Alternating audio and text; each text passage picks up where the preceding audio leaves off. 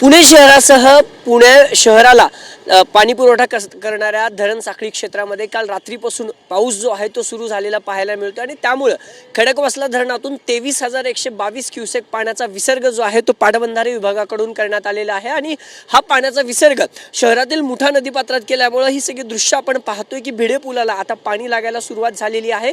नदीपात्रात मोठ्या प्रमाणात पाणी जे आहे ते साचायला आता सुरुवात झालेली आहे आणि त्यामुळे भिडे पूल आणि नदीपात्रातला रस्ता प्रशासनाकडून वाहतुकीसाठी जो आहे तो पूर्णपणे बंद करण्यात आलेला आहे।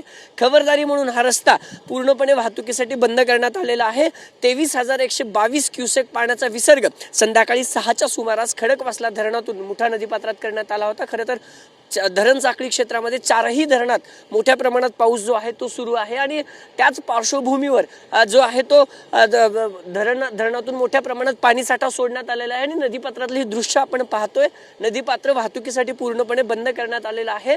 पाणी जो आहे तो नदीपात्रात आता यायला सुरुवात झालेली आहे आणि संध्याकाळी 6 वाजल्यापासून जो आहे तो पाण्याचा विसर्ग वाढवला। त्यानंतर इथल्या ज्या गाड्या होत्या त्या काढण्याचा सतर्कतेचा इशारा प्रशासनाकडून देण्यात आला। अग्निशमन दलाच्या जवानांकडूनही सतर्कतेचा इशारा नागरिकांना देण्यात आला। नदीकाठची जी गावं आहेत किंवा जो परिसर आहे तिथं जर काही अनुचित प्रकार घडू नये म्हणून अधिकाऱ्यांकडून सतर्कतेचा इशारा दिला। आता 23,122 क्युसेक पाण्याचा विसर्ग आता सुरू आहे आणि पाऊस शहर आणि घाटमाथ्यावर देखील कुठेतरी पावसानं आता विश्रांती घेतलेली पाहायला मिळते।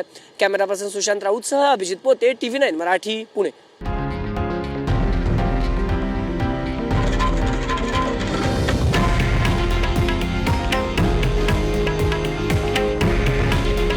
हे आहे देशातील नंबर 1 न्यूज नेटवर्क आणि आपण पाहत आहात TV9 मराठी।